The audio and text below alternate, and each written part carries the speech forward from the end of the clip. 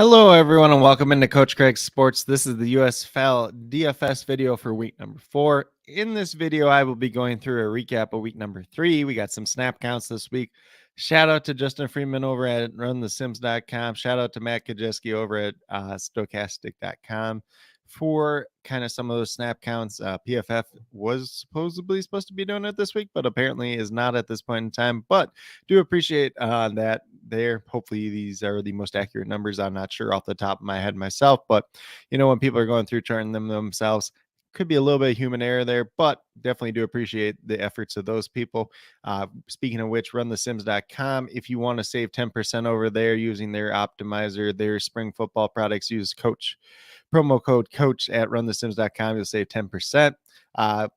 Probably still like the last time to get the most value out of it, since there is some XFL going on for the championship game. And then, well, obviously we'll have some USFL as well, but definitely use promo code coach and you'll save 10% over there. Really good product overall. If you want to use some of the DIY information yourself, go through some of the stuff that I do put out.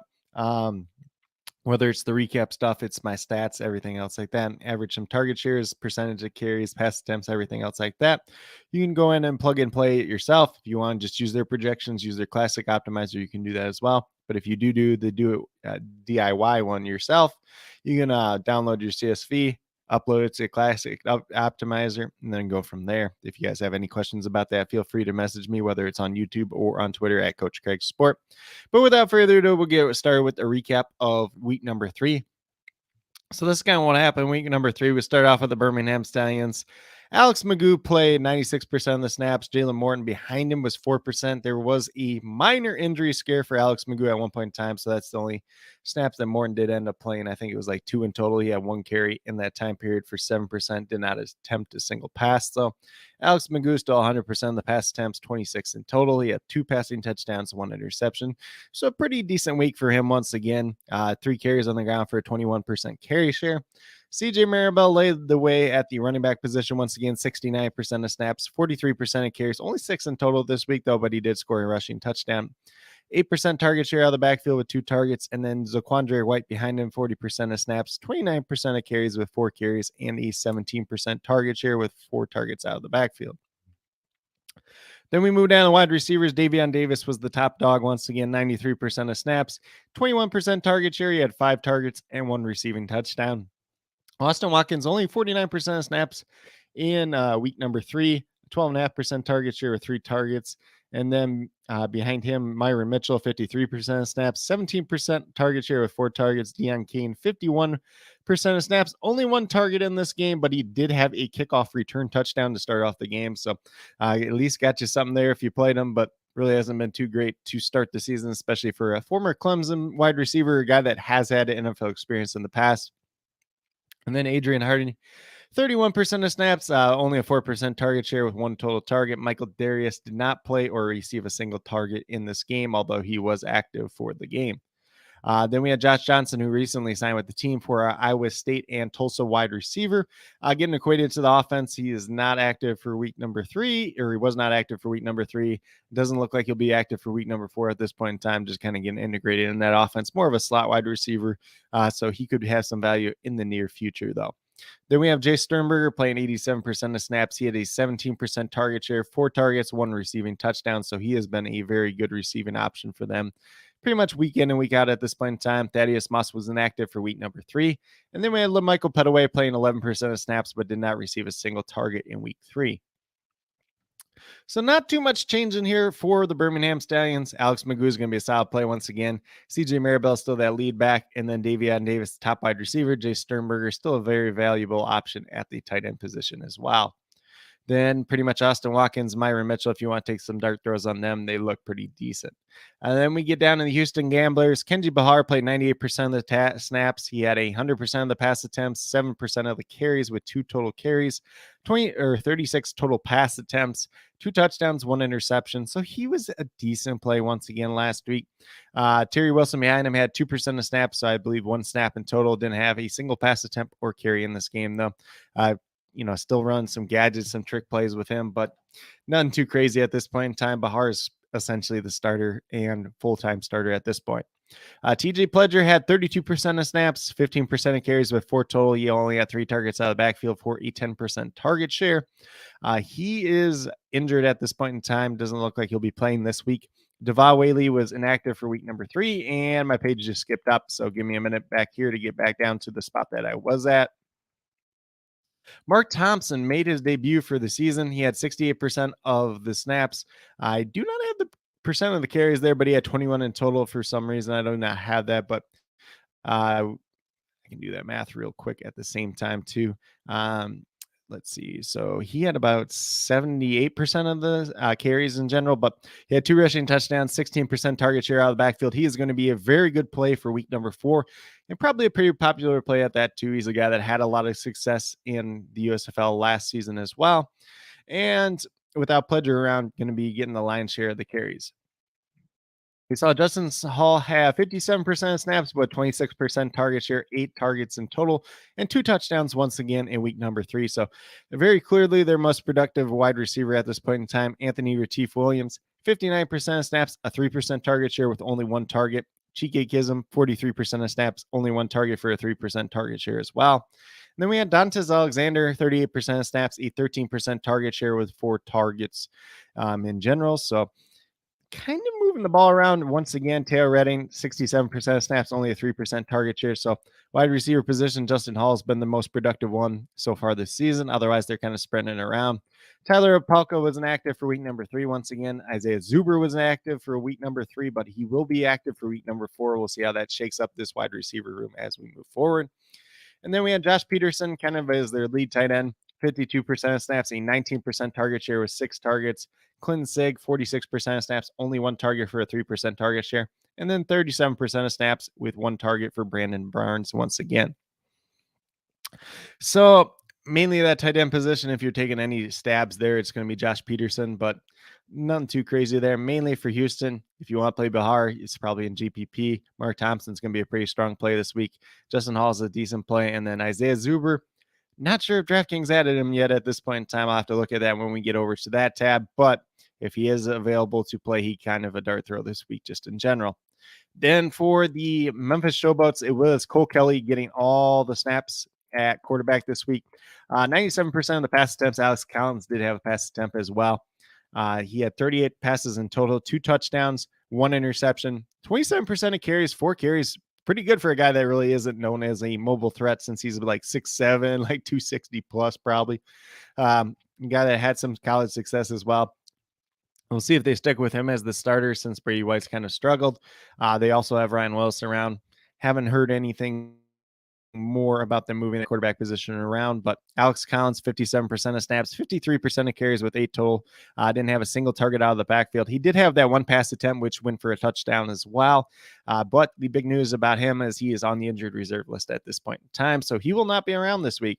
Kareth White and Juwan Washington, they both signed last week. Kareth White was the one that got the workload behind Alex Collins, 43% of snaps, 20% of carries with 3 total carries. He had an 8% target share with 3 targets and 1 receiving touchdown. So he was very involved last week. Assume that he takes that big step up, but Juwan Washington is also very familiar with the offense. Would not be surprised if it was a pretty split backfield at that point in time.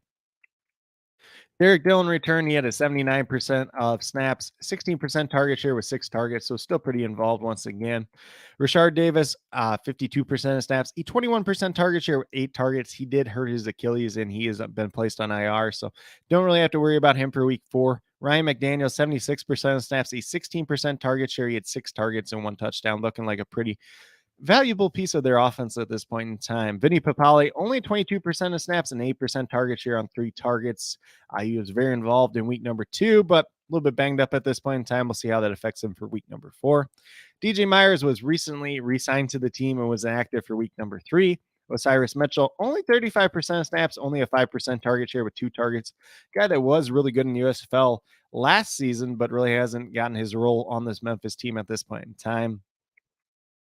Then John Mitchell, kind of the wide receiver, tight end hybrid, 29% of snaps. He had a 13% target share with 5 targets. Had a little bit of production there, maybe a little bit of dart throw if you want to go there this week.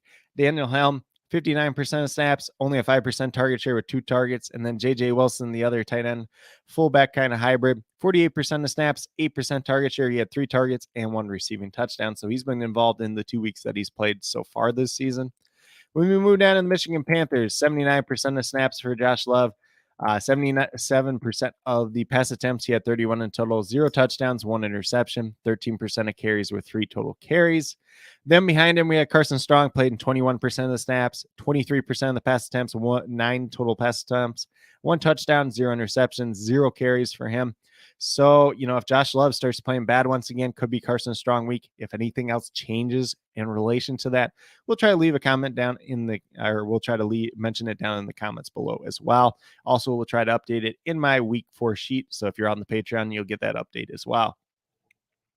Then we move down to the running back position, 53% of the snaps for Reggie Corbin, 35% of the carries. He had 8 total carries, 22.5% target share. He had 9 targets out of the backfield. So he's really been involved in the receiving game as of late, especially for this season in 2023, which really wasn't something that we saw last season, but definitely gives him a little extra value. Stevie Scott, 47% of snaps, 52% of carries with 12 in total, 4 targets out of the backfield for a 10% target share. So pretty much an even split once again between those two guys out of the backfield, kind of going back and forth week to week, but definitely have upside with both of them. Joe Walker, 96% of snaps, a 15% target share with 6 targets. So Joe Walker still kind of their wide receiver 1 at this point in time. Ishmael Hyman, only 69% of snaps, 7.5% target share with 3 targets in total. Still got a very clear role on this team, but not as much upside as you'd like to see. Trey Quinn, 62% of snaps, a 15% target share. He had 6 targets and 1 receiving touchdown from Carson Strong. And he's really locked down that slot role just in general. So definitely do like him as kind of a cheap play once again this week. Marcus Sims played 35% of snaps, and he had a 2.5% target share with 1 target. Devin Ross played 3% of snaps, 2.5% target share with 1 target. Both those guys will be inactive this week.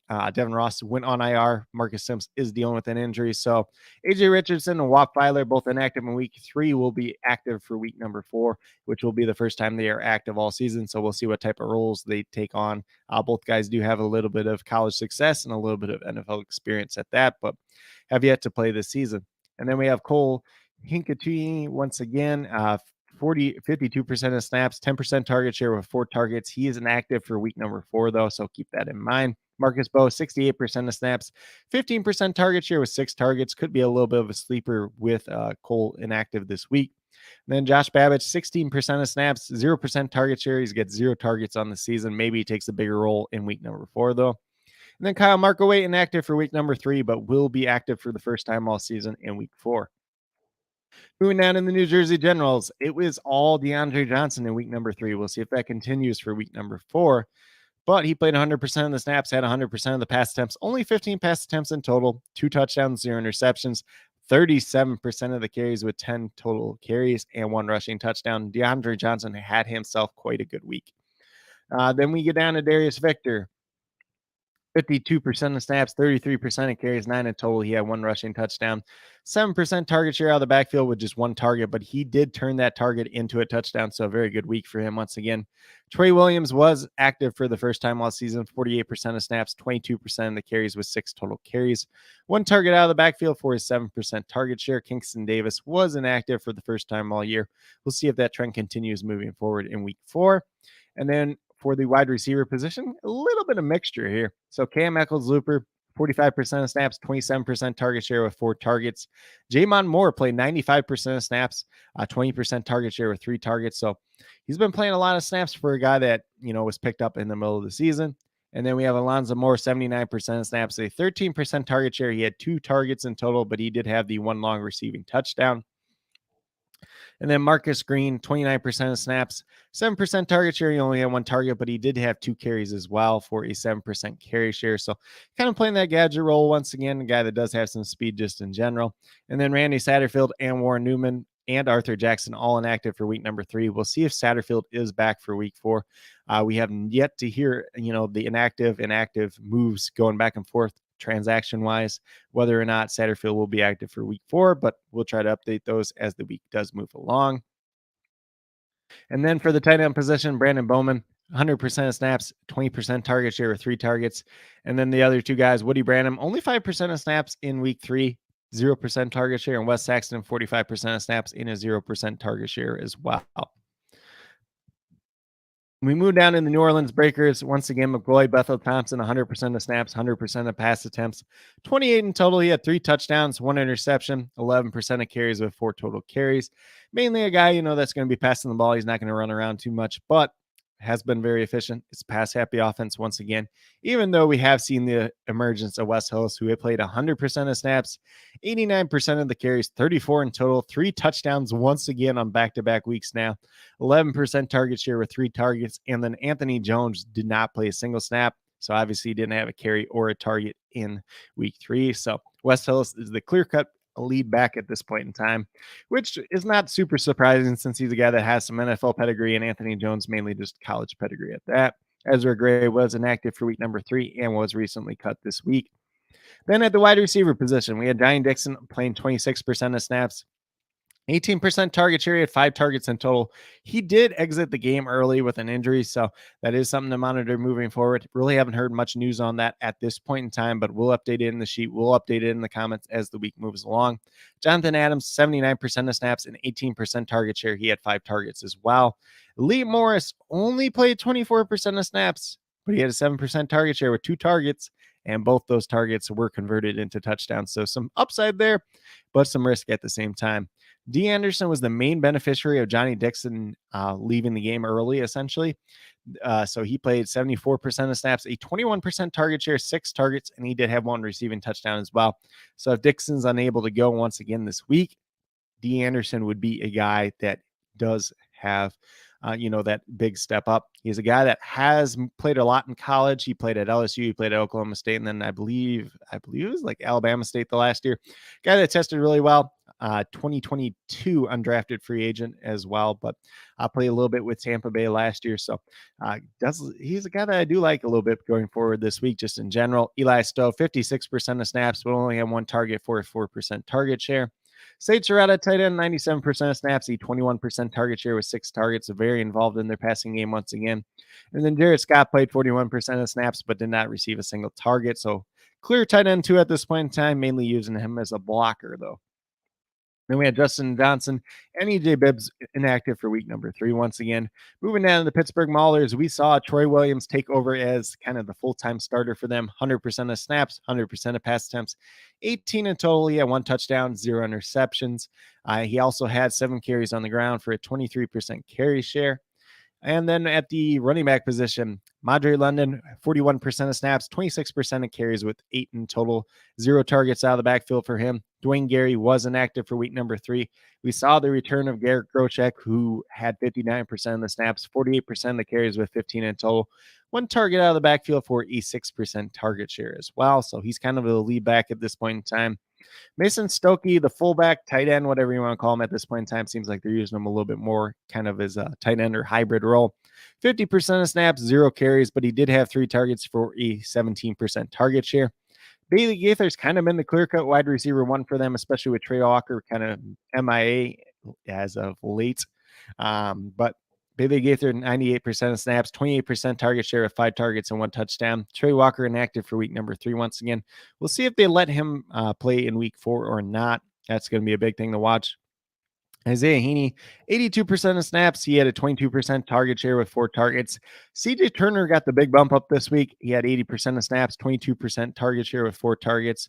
Josh Simmons played 52% of snaps, but did not receive a single target. And then we saw Hunter Rison, son of Andre Rison, active for the first time this season. He played 13% of snaps. He had 1 target for a 6% target share. Artavius Lynn was inactive for week number 3. And then Matt Seibert played 25% of snaps. He had a 0% target share once again. So not too much to take away from Pittsburgh there. Obviously, Bailey Gaither is going to be an interesting play. Groshek's a GPP kind of pay down option at this point in time. If you want to take a chance on Troy Williams, you could do that, but not the most exciting offense in the world overall. Then we move down to the last team, which is the Philadelphia Stars once again. Case Cook gets 100% of the snaps, 100% of the pass attempts, 36 in total. He had 1 touchdown, 2 interceptions, 5 carries for a 28% carry share. Matthew Colburn played 52% of the snaps, 44% of the carries with 8 in total. 2 targets out of the backfield for a 6% target share. Not his greatest game in the world. And then we had Dexter Williams, 43% of snaps, 22% of the carries, 4 in total, and then a 6% target share out of the backfield with 2 targets again. And wide receiver, the main 2 guys, once again, Devin Gray and Corey Coleman. Devin Gray, 100% of snaps, 14% target share with 5 targets. So his weakest game so far this season. Corey Coleman, 86% of snaps, 34% target share with 12 targets and 1 receiving touchdown. Out of all the wide receivers, Corey Coleman is going to be the one to target at this point in time. He's kind of the clear wide receiver 1, Devin Gray being the 2. And then it's going to get kind of interesting after that because Jordan Sewell only played 35% of snaps, did not receive a single target in week 3. So he's kind of looking more like a wide receiver 5 at this point in time, which is a guy that was very important for this team, very active for them last season. DeAndre Overton played 86% of the snaps, a 20% target share with 7 targets. Chris Rowland kind of playing that, hybrid role for them, kind of moving them around, slot, kind of gadgety player, kind of like Maurice Alexander was last year. 64% of snaps, a 17% target share, 6 targets in total. He had 1 carry for a 6% carry share as well. Samson Akeem was active. He played 0 snaps and had 0 targets in week number 3. Kedrick Wheatfall and Terry Wright were both inactive in week 3. Pro Wells, the tight end, 30% of snaps, 1 target for a 3% target share. And then Ryan Izzo, more of the blocking tight end, 5% of snaps, 0 targets in week number 3. And then Lawrence Delabetta, inactive for week number 3 once again. So that's kind of a quick little recap, quick little rundown on everything that happened in week 3. Hopefully you guys found this information very useful. If you go over to Run the Sims, you can plug and play some of this information as well. Helps you build out your projections this week. Obviously, you want to take a look at kind of all 3 weeks, what's all happened so far, kind of average it out and tendencies and everything else like that. But definitely a good resource to start off when we're preparing for week number 4. Going to close out of the recap sheet. We're going to go over to my DFS sheet for this week, kind of break down where I would play guys in general, whether they're a GPP option, whether they're a cash game option, whether they're a GPP paydown option. If you guys have any questions whatsoever, whether you're watching live or in replay, definitely feel free to ask them. If you're watching live, you can throw it in the live chat. If you're watching on replay, throw it down in the comments, and I will get back to you as soon as possible. But with that being said, kind of looking off as we start going with the Birmingham Stallions, we got Alex Magoo at $11,400. He's still a cash game option for me. Pretty safe upside, pretty safe floor for him. He does have a little bit of rushing upside. It's been really good in this offense. Last week was his worst week so far, but it's going to be a pretty decent week for him once again. They are going against Pittsburgh, which is one of the stronger defenses in the league, but Pittsburgh's offense is pretty subpar at that as well. CJ Maribel, mainly looking at him as a GPP option at $8,100. I will say, too, DraftKings, at least early on when I was building my sheet, the guys that were inactive last week, they didn't even have on DraftKings. So I'll look on DraftKings when we get over there, see if they added those guys back in or not. I will add them to the sheet at that point in time if that is the case. But just kind of talking through it as I do have it at this point in time. They did sign Ricky Pearson this week as kind of an additional running back. Bobby Holly was inactive last week with injury at the fullback position. We'll see if he plays this week or not. Kind of for the wide receiver position, mainly looking at Davion Davis' cash game option at $4,600. He's been their clear-cut wide receiver 1 at this point in time. If you want to use Austin Watkins or Myron Mitchell as kind of a paydown option in GPPs, you can definitely do it at $3,400 and $3,700. Mainly avoiding Deion Kane, probably not getting to Michael Darius or Adrian Hardy once again this week. Jay Sternberger, if you want to roll him out in GPPs, you can do it, but he's up to $7,900 at this point in time. Stallions defense, I consider him a cash game option at $4,400. They got a pretty solid defense. I believe Scooby Wright is back at this point in time, kind of their leader of their defense at the linebacker position, going against one of the weaker offenses in the Pittsburgh Maulers just in general. Then we move down to Houston Gamblers. Kenji Bahar, $8,300. He's a GPP option if you want to go there. A little tiny bit of rushing upside, but good passing offense at this point in time. Don't mind playing him in GPPs, but that's pretty much it at this point in time. Mark Thompson is a very strong cash game option at $5,700. TJ Bledger is inactive. He is dealing with an injury at this point in time. Devah Whaley was cut this week, and they have activated Shemai Jones, who is a former Coastal Carolina running back, but it's safe to assume that Mark Thompson is getting the lead role once again this week for this Gamblers team. And that is something we want to target, especially at $5,700. From the wide receiver position, Justin Hall, cash game option at $5,300. He's been their most effective, efficient wide receiver. Isaiah Zuber, if he is on DraftKings, could be kind of a GPP pay down, dart throw kind of play. He's going to be He's going to be active for week 4. If you really want to go to Josh Peterson, you could roll him out in GPPs as kind of contrarian option at $2,700. But that's mainly what we're looking at for Houston. Their defense going against Philadelphia. You could probably roll them out as kind of like a contrarian play just in general with how pass happy Philadelphia is. And Case Cook is kind of banged up and throwing some interceptions as of late. So could be an interesting contrarian option, but not something I'm getting into too much myself personally. We can move down to Memphis Showboats. If you want to roll Cole Kelly out in GPP, you can definitely do it at $9,000. Looks like he'll be the starter this week. And barring setback, barring any kind of poor play, he's probably got the job on lockdown at this point in time. Like I said before, Alex Collins was placed on IR. Kerith White looks like a pretty strong GPP option, GPP paydown option. If you want to mix in some Juwan Washington as a contrarian play, you can do that as well. At the wide receiver position, I like Derek Dillon as a GPP option. Vinny Papali could be a GPP option as well. Like I said, Rashard Davis was placed on IR this week. Maybe it opens up an opportunity for Osiris Mitchell if you want a contrarian play there. Same thing with John Mitchell if he's on the slate. And then Ryan McDaniel is kind of a pay down option. Looks pretty good at $3,200 with a guy that's getting a lot of snaps. Probably going to get a lot of action once again this week. If you really want to take a stab as a contrarian option on JJ Wilson at tight end, you could do that as well. Their defense going against Michigan, kind of a GPP option there. Maybe more of a contrarian option. We'll just see how that shakes out in general. Really not too impressed by the Showboats defense at this point in time, though, this season.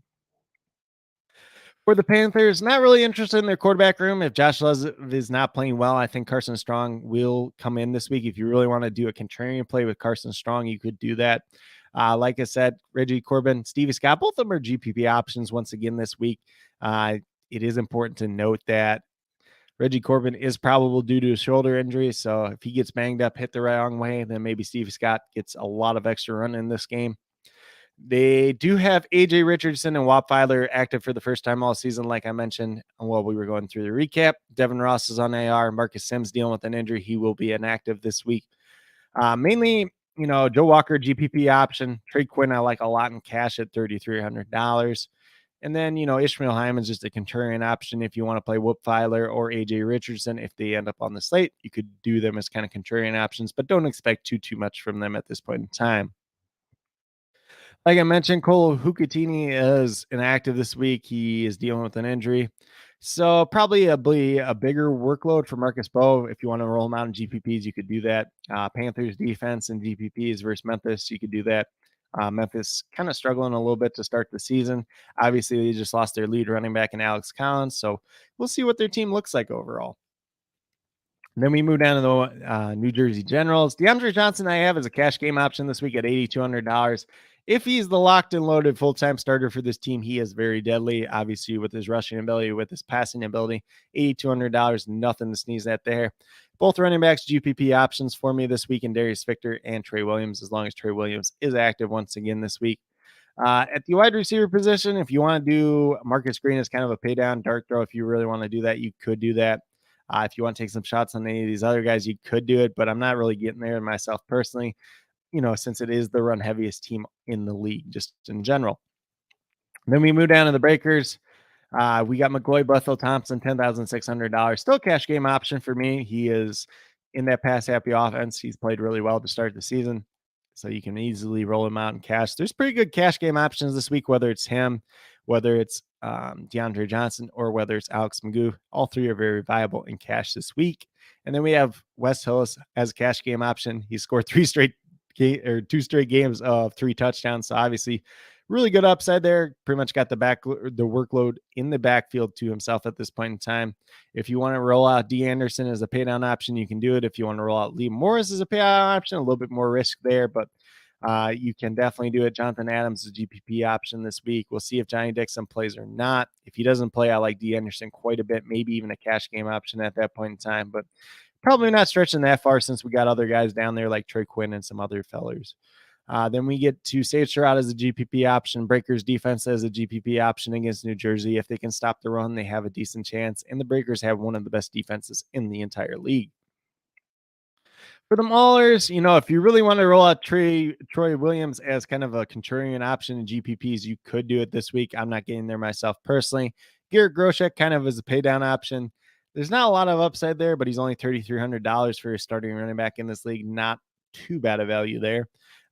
Bailey Gaither looks decent as a GPP option at $7,800, especially if Trey Walker doesn't play once again.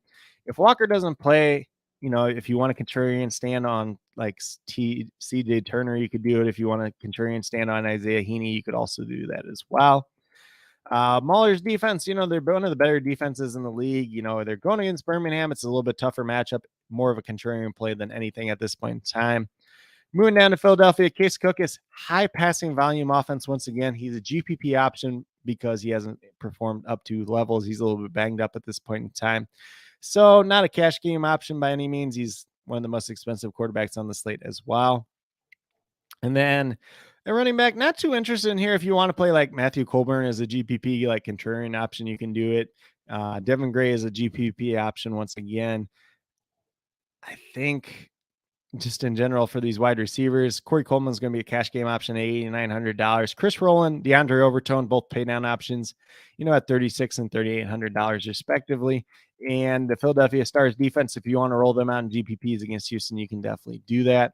I will mention too for Philadelphia, their offense line's a little bit banged up too as well, so that could be affecting Case Cook just in general.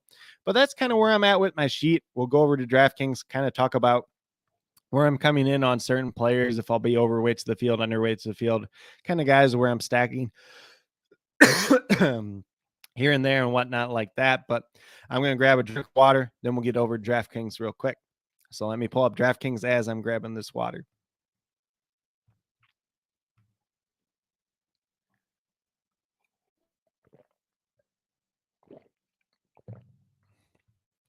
So we got DraftKings pulled up now. This is just a standard like $3 contest, but going through each position, probably we won't do game by game. We'll just do by position at this point in time. So I'll probably be overweight to the field on Alex Magoo once again. It is a tougher matchup against Pittsburgh. If I'm playing Alex Magoo, I'm going to stack him with some Jay Sternberger, going to stack him with some Davion Davis. Might sneak in like a couple shares of Austin Watkins and Myron Mitchell here and there. But that's mainly the course of attack with him. Case Cook has probably be in line with the field. If I'm playing him, I'm playing him with Corey Coleman. Probably get a little bit of DeAndre Overton too, because I think he'll go a little bit underweight. So maybe you get a little bit more Overton, maybe get a little bit more Gray than the field this week. We'll just have to see how that all plays out, though. McLeod, Bethel Thompson do like quite a bit once again. It's a tougher matchup against New Jersey, but I still like the upside that is there. I like stacking him with Jonathan Adams this week. If Johnny Dixon plays, maybe his ownership's a little bit more down since the injury, but we'll have to see. Sage Surratt makes a lot of sense to stack with, but I do like stacking him with D. Anderson, especially if Johnny Dixon does miss this week. It's safe to assume a lot of people are probably going to get on the Lee Morris bandwagon, but he's more of a dart throw for me personally this week. But I'll be overweight to the field probably on McLeod, Bethel Thompson once again.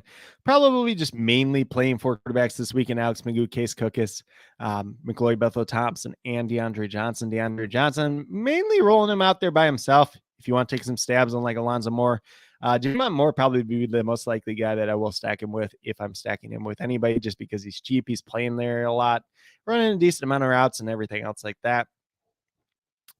Probably not getting too many other quarterbacks myself, but if you get to Cole Kelly, it makes some sense to stack him with like a Ryan McDaniel. Makes some sense to stack him with the Derek Dillon.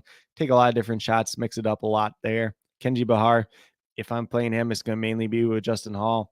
Maybe Isaiah Zuber if he's on the slate at this point in time. Should probably look into that a little bit more as we were talking here. Looks like they didn't add anybody yet. We'll have to see how that shakes up throughout the week. Troy Williams, not really playing, but if I was, maybe stacking him with Bailey Gaither, but that's kind of where I'd be at. Carson Strong would be the real contrarian play, playing him alongside like Trey Quinn, Joe Walker, stuff like that. Darius Victor probably be in line with the field this week. Obviously, he's had a pretty strong start this season, but Trey Williams being back kind of hurts his value a little bit. Reggie Corbin probably in line with the field. Alex Collins, we already know, is on IR. Wes Hills, I'll probably be overweight to the field, although I do expect the ownership to be quite high on him this week, just in general. Matthew Colburn probably in line with the field, maybe slightly overweight, just because I do like him as kind of a contrarian option this week. I don't know that he's going to get a lot of ownership in general. Pledger's on IR. Jones, we don't need to worry about. CJ Maribel, he's kind of an interesting play this week. Tougher matchup on defense just in general, so maybe a contrarian play.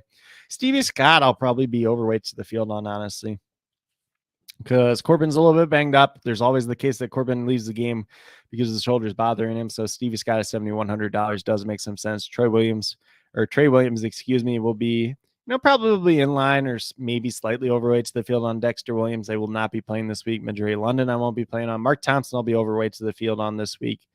Zaquandre White not getting to. Kareth White, I'll play a decent amount of probably this week. Garrett Groshek and Jawan Washington, maybe just a little bit of exposure here and there just in general. But does not look like they added the guys that weren't active last week at this point in time. So we'll see if that changes before lock time. Otherwise, this is just what we got. And that's just kind of how they're doing it, I guess. So at the wide receiver position, I'll play Johnny Dixon a little bit, maybe overweight to the field if he does end up playing this week. If he doesn't, then obviously a lot of D. Anderson for myself personally. Devin Gray, a little bit overweight to the field. Jonathan Adams, be overweight to the field. Obviously, it'll be interesting to see what happens with his ownership if Dixon gets ruled in or out. Corey Coleman, I'll be overweight to the field. Jordan Sewell, I'll probably have none of this week. Alonzo Moore, I'll have none of. Joe Walker, in line with the field probably once again this week. Sage Surratt in line with the field. Jay Sternberger probably in line with the field. Bailey Gaither probably in line with the field as well. Not really interested in Retief Williams. Maybe a share of Cam Eccles-Looper here and there, but he's a little bit expensive for my taste at this point in time. Ishmael Hyman, maybe a share here or there. Kind of mixing and matching, but more of a filler than anything. Maybe a share of Vinny Papali. Obviously, we have to track his injury throughout the week, but does look like he should be able to play. Isaiah Heaney, maybe if Trey Walker misses once again. Justin Hall, I'll be overweight to the field on. Davis is obviously on IR. Ross is on IR. Davion Davis, I'll be overweight to the field on once again. Derek Dillon probably end up being overweight to the field. D. Anderson, I'll be overweight to the field on. Chris Rowland, in line or slightly overweight to the field. Myron Mitchell, a couple shares here and there. DeAndre Overton, like I said, going to be a guy that I'm overweight to the field on, especially with him out there a little bit more often than not. Austin Watkins, a share here and there. Trey Quinn, overweight to the field on. Ryan McDaniel, I'll end up being overweight to the field on too as well. I like him quite a bit with no Rashard Davis. Let's see where we're at. Chisholm, Alexander, Akeem, not really getting to. Maybe a share here or there of Osiris Mitchell, just hoping that this is the game that he goes off. As we move down, Jamon Moore, I'll probably stack him with DeAndre Johnson, maybe like once or twice just in general. And like when I'm talking through all this, I'm playing like 20 max, 50 max lineups. If you're going out there, you're just playing like 1 to 3 lineups. Some of these, more dart throwing names, you don't really need to play just in general. But if you want to sneak them in there, definitely does make some sense as well. As we're moving down, maybe a share of CJ Turner here or there, just if Trey Walker is out once again. Josh Peterson, maybe a share here or there. And then Marcus Ball, a share here and there. JJ Wilson, maybe like one share I'll try to get to this week. That's kind of where we're at receiver tight end position. And the last but not least, we get to defenses. Let's see. I'm trying to remember where I'm at here in general. So Michigan probably be slightly overweight to the field. They're a little bit expensive, but going against Memphis, I like the matchup. Birmingham be overweight to the field on against Pittsburgh, one of the weaker offenses in the league.